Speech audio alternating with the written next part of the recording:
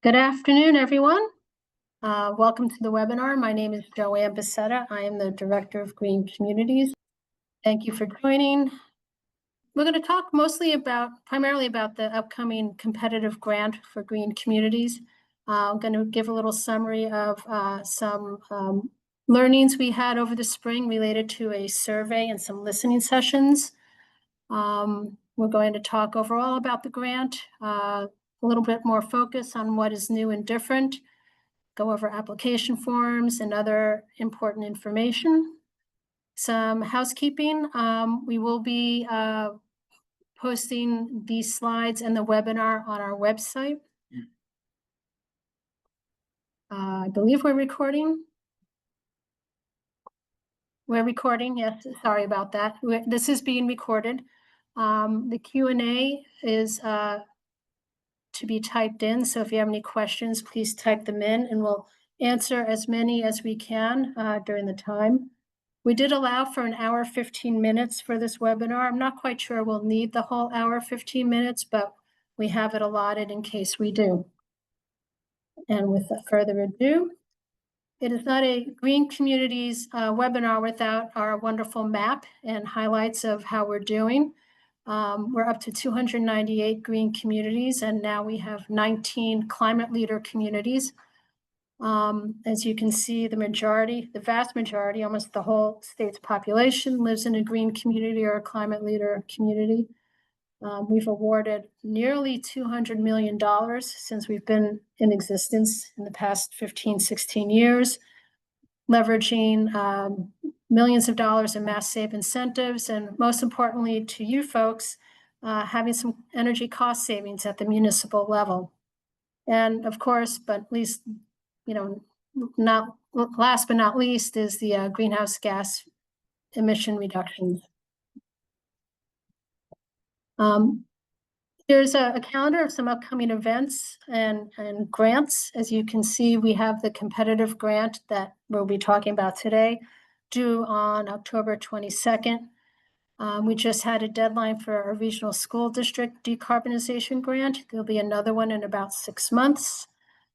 We're offering climate leader municipal decarbonization roadmap assistance, and those are due every 6 months, and the next one is at the end of November.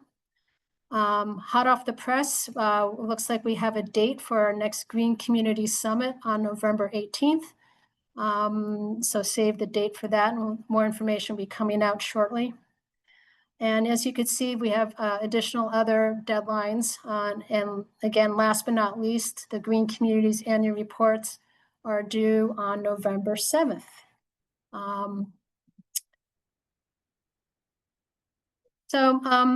Many of you participated either in a online survey or listening sessions to help us kind of get a sense of what was going on at the local level regarding our grants, our programs, lessons learned, what you liked, what you didn't like, potential changes. So I just wanted to give you some high level results from that. And we actually did listen to you and made some changes that I hope some of you will be happy about. So related to the application and reporting, many of you asked for us to streamline the application process, try not to be redundant, provide clear templates and instructions for information that we want. Of course, everybody wants us to award the grants as soon as we can after the application.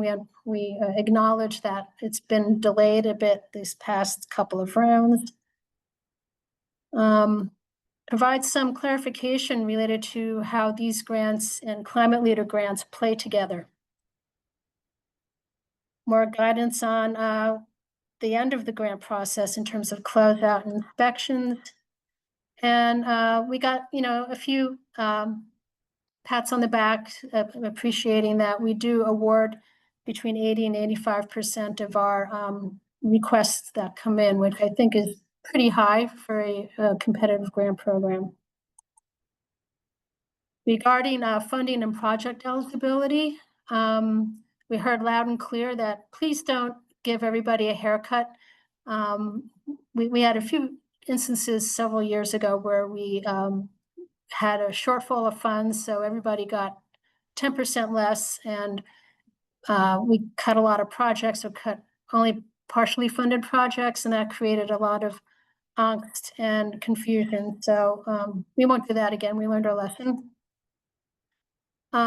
Please fund more things like solar, windows, doors, and roofs.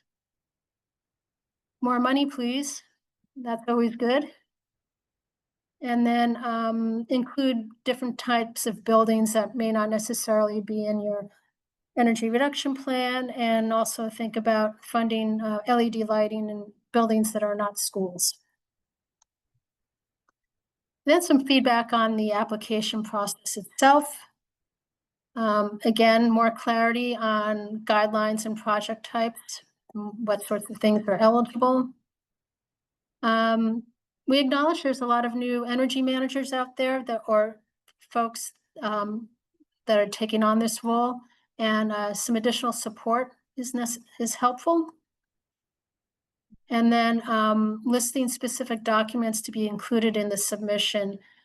We acknowledge that we ask for a lot of information related to your grant projects, specification sheets, audit reports, and having a list of those would be very helpful. And also, providing some clear expectations on what we're looking for. And we've heard, we asked some questions related to working with Mass Save vendors, and several, of you mentioned having improved coordination and working with vendors to make sure they understand our grant process. Reality-based project evaluations from vendors, perhaps some of the proposals that they're sending to you may have more optimistic savings than you're seeing. Of course, additional and continued support from our team is helpful. And not quite related to our grants, but I thought it'd be helpful to share that many of you also asked for additional outreach materials related to our programs, related to stretch code and specialized code in particular. And then any way or advice that we can give you, or coordination related to trading our funding with other sources. And last but not least, some more attaboys for us. Many of you like the new Mass Energy Insight, particularly how we now incorporated the annual report process in that. Many shout outs to the regional coordinators who make this all possible.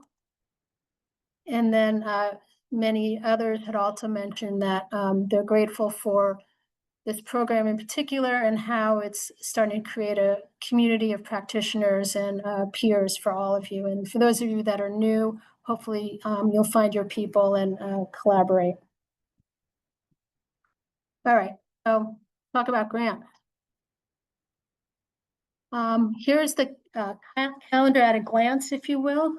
One new thing that you will see is it is now a 2-year program opportunity notice. So we hope not to make any changes to the grant application, but there may be a tweak here or there. But essentially, these are the dates that they'll be due every fall and spring, every 6 months. And you could, start planning and working with your vendors related to these deadlines. Those of you that have been working with our program for a few years, this cadence will look familiar in terms of having previous grant awards spent down and closed out by a certain date, and then giving our team time to process those final reports and approve them. Sometimes there's questions or clarifications.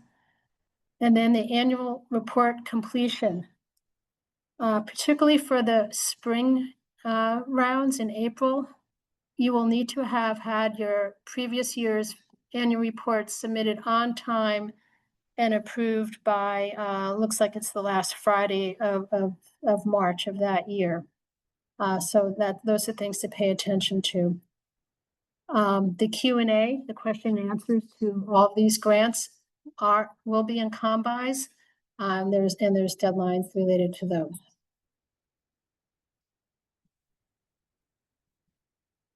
Not much has changed regarding the total grant awards. If you are not in the $1 Million Club, we have a maximum grant for all your projects at $250,000. If you apply for a decarbonization grant, that maximum is $500,000.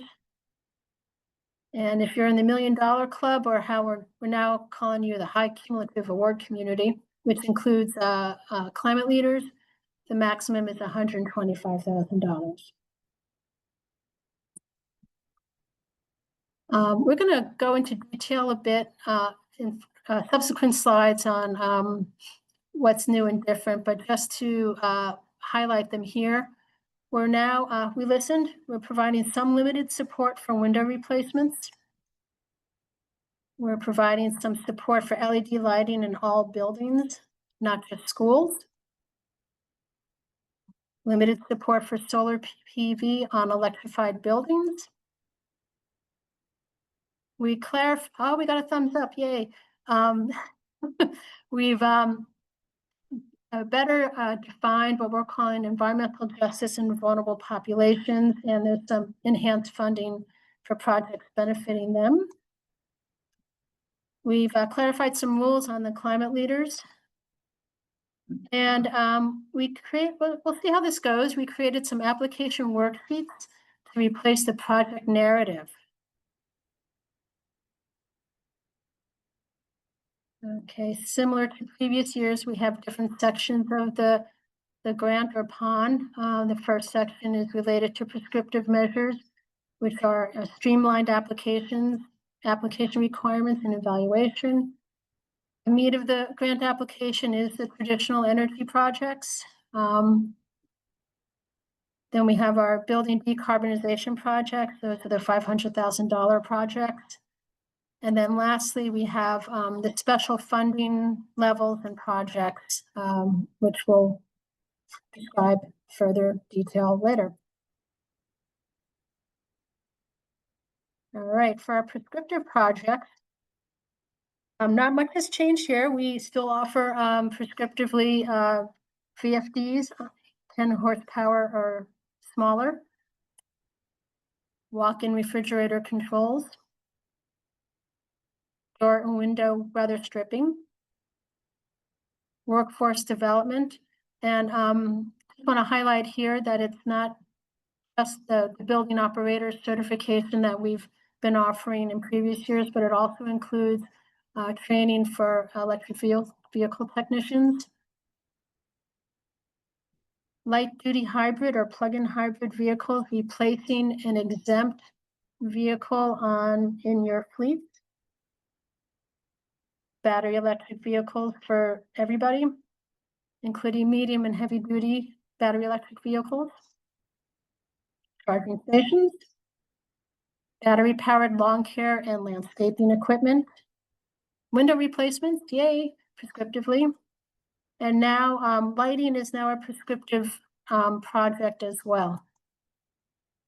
And I just want to highlight, we added the workforce development piece and the battery electric lawn care piece last year. So if you haven't applied for us for a grant in a while, these are still considered new.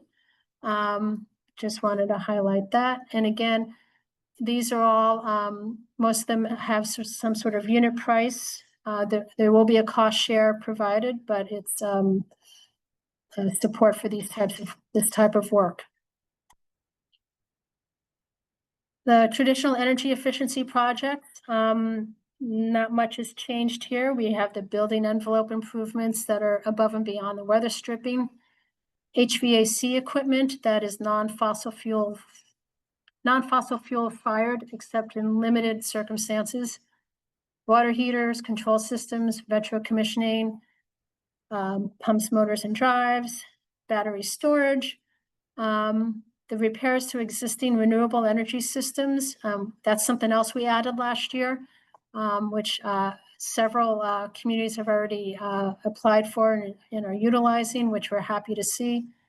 and commercial refrigeration. And the building decarbonization project, nothing has changed here. It's a $500,000 limit. There is a local match, 25% or 10% if the project is going to directly benefit an EJ community or other vulnerable populations.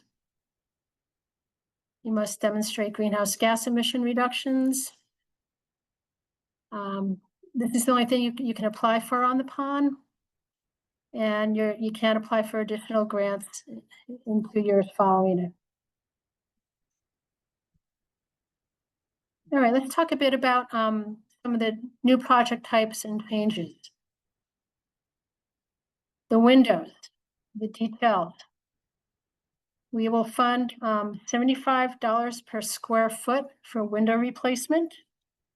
And that's $100 per square foot for buildings that benefit EJ communities or vulnerable populations. This is capped at $50,000 or $75,000 for EJ or vulnerable communities. They have maximum U values of 0.25 for fixed windows and 0.30 for operable windows. And priority funding, which means you really should look for Energy Star most efficient certified windows for the northern climate zone. And if we get a ton of these, we're going to prioritize buildings that are fully electrified, acknowledging that these buildings probably already had a good amount of weatherization already done without the windows. So the windows would sort of be the icing on the cake and hopefully help your facilities be more comfortable and your equipment operating more smoothly. And since we haven't really funded windows before, and many of you may have not looked for windows, this is how you find your Energy Star window that is certified for the northern climate zone.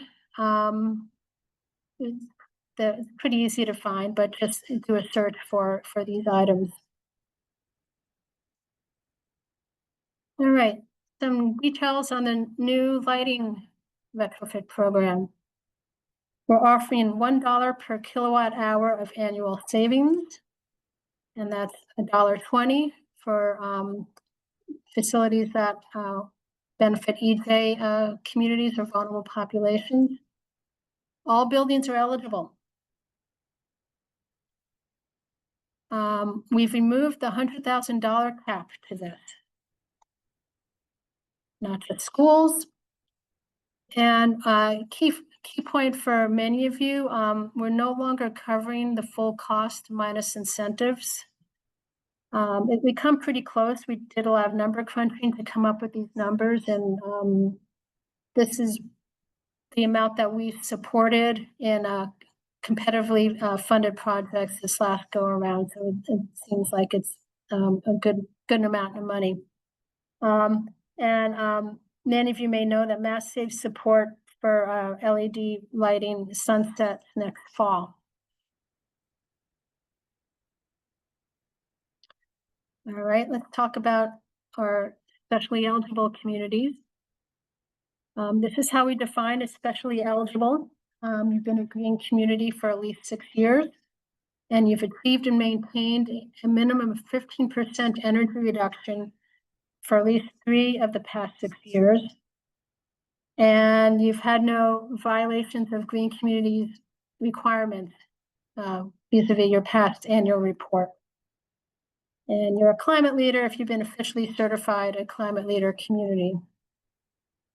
So if you're one of these communities, you can apply for a community outreach program to promote programs to your residents and businesses in Mass Save. You can run a Solarize program, a Heat Smart. You can work with Mass Energize to do special programs within your community, particularly if your community has already participated in the Mass Save Community First Partnership or Mass DEC's Empower program. You can, use these funds to extend those efforts or expand upon them. There's certain requirements for these projects that we fund. You need to work with at least one community partner and need to have an strategy to address EJ and other vulnerable populations. Also, you're eligible to get double the award amounts for vehicles and battery-powered landscaping equipment. And this is where the solar PV comes in. If you're especially eligible or a climate leader, you can apply for solar PV for already electrified buildings.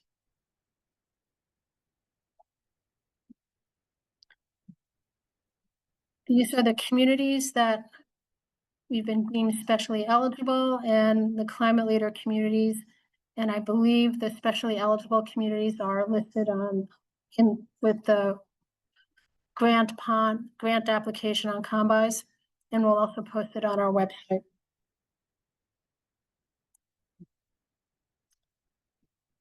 Related to the solar, basically it has to be on-site solar PV systems that are providing electricity to a municipally owned building that's electrified with heat pumps.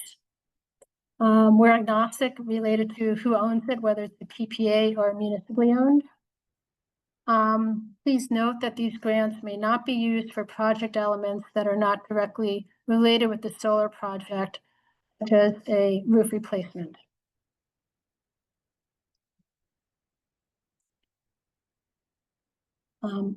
This is the funding amount that we're allocating for solar PV. If it's municipally owned, it'll be $1 per watt. If it's a facility that's benefiting environmental justice or other vulnerable population, it's $1.25. If it's a third party owned, it's 75 cents and $1 accordingly. And it'll pay for solar panels and equipment, structural systems, interconnection and permitting, construction. We did a little sleuthing, and according to our research, the average cost per watt for roof mounted solar was $3 per watt. So obviously we're not paying for the whole solar array, but by bringing down the cost a bit. This is the $1 Million Club. So these are folks that have grants, that'll have grant limits of $125,000, unless you're looking for a decarbonization grant. The climate leader community rules. So if you're a climate leader, a certified climate leader at the time of award, and you have not yet closed out a decarbonization accelerator grant through the Climate Leaders Program, your maximum grant through the Green Communities Competitive Grant is $125,000. So think of you as being in the $1 Million Club, essentially. If you do apply for a competitive grant and you have a Climate Leader Accelerator grant hanging out there, you need to demonstrate that you have the capacity to manage both grants. And then in future rounds, climate leader communities can apply for green communities decarbonization projects only when, not if, but when accelerator grants are closed out. Essentially, we want to make sure that the climate leader communities utilize their decarbonization accelerator grants ASAP, and use them first and draw those down, and then come back and apply for a Green Communities grant.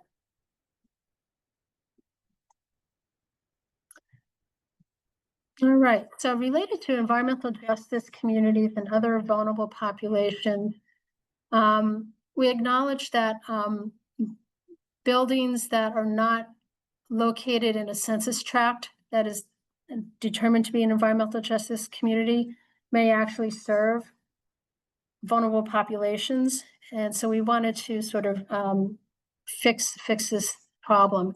So projects that are applied for through this grant, and you want to get the environmental justice adder, if you will, or enhanced funding, you need to describe specifically how these projects will benefit these communities and populations, And you also need to demonstrate an understanding of this population's burdens and explain how the proposed project will directly address and benefit these needs.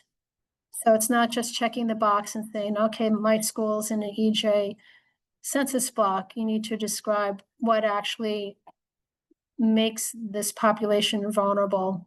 Does the children in that school have a higher rate of asthma, for instance, or other such things? But if you do that, these are the adders. I mentioned it briefly before, but you get more money for window replacements. You get double the amount for all vehicles, 20% more for LED lighting, 50% more for battery-powered landscaping equipment, a reduced match for the decarbonization grant, and if you're especially eligible or climate leader community that is putting solar on a building, you get the additional funding there. All right, let's talk about our forms. Very exciting. So this is new. I hope your brain doesn't explode, but we now created what we're calling project worksheets. We really did this for a couple of reasons. First, to help speed up the review process on our end, make sure that we get the information that we need and our review team needs, and ultimately to help you understand the information we need to help eliminate or reduce follow-up questions. So this first sheet, it's a little hard to see, but it's essentially a cover sheet, if you will, that everybody submits. What community are you from? Check the box if you're a climate leader or not. If you're applying for a project that it's going to benefit an environmental justice or vulnerable population. And then check the box that you've talked to your utility representatives regarding any incentives. And then we have some grant contact information here. Who prepared the application, who do we contact for follow-up questions, who do we notify when we make awards.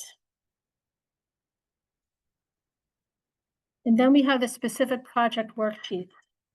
If any of you open the document that is posted on Combis, it is a Word document, and yes, it is 35 pages long, but do not despair. Each project has its own worksheet. This particular one on the slide is for the first prescriptive project, which is a VFD. If you're not applying for VFDs, you can delete this in your application or just skip it. We just want the sheets that relate to the projects that you're working on. So if you can see here, it has some summaries of the funding details. So since this is a prescriptive grant, it says it's $2,400 for up to one horsepower VFD. And then for each additional horsepower, you get an extra $200 with a max award of $4,400. So all this is on this sheet, so you don't have to keep referring back and forth to the program opportunity notice to make sure you're getting everything right.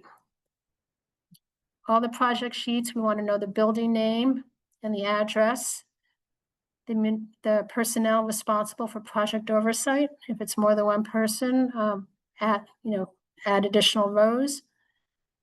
In this particular project worksheet, we have a summary table, like how many VFDs are you applying for? Are they at different facilities? What sizes are they, etc. And then at the bottom, you'll see, number 7, actually, almost the bottom. Are there any permits required? Number 5 is a short project narrative. So this is where we ask for some information.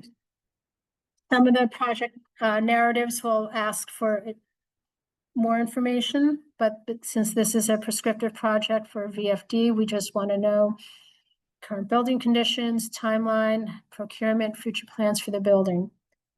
And then at the way bottom, it says attachments to include. This is where you attach the energy audits or other studies or specification sheets. And again, this is geared to make sure that you include everything that we asked for. It's all in one place. And hopefully it'll make things easier for you folks to apply.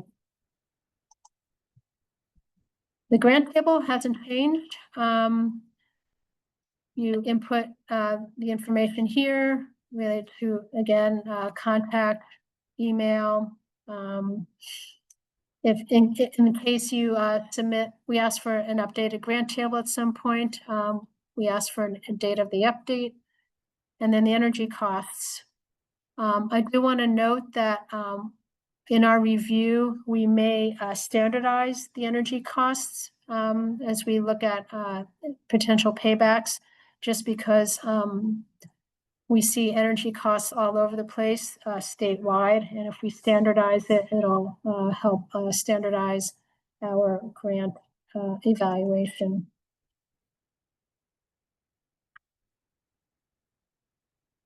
All right. Other key information. We'll only make one award per community per year. We will provide up to $10,000 or 10% for program administration. And we need a justification statement for that. Application completeness, we reserve the right to reject incomplete applications. This has been in our program opportunity notices for quite a while, and we've been fairly lenient on this. Depending how the worksheet goes, we may start looking at this more closely, because in our hopes to reduce the amount of time we use for grant review and evaluation, if we have a lot of incomplete applications, we may not ask for additional information. So just pay attention to that.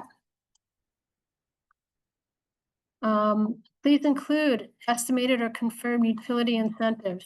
Confirmed is best, obviously.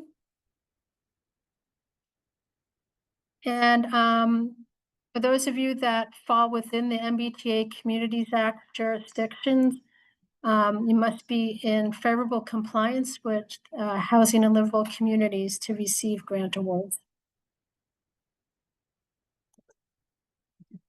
Again, logistics.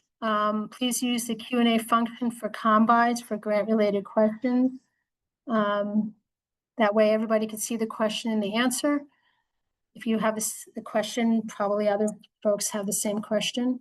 However, don't use combis to submit your application. Please use iMeet Central, which is our application portal.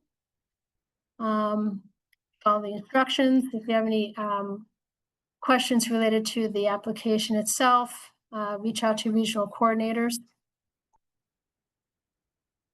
Once you submit an application, you will get a submission confirmation from iMeet, plus an email from DOER confirming that you submitted the application. Whoops, we received it. And the number of files uploaded.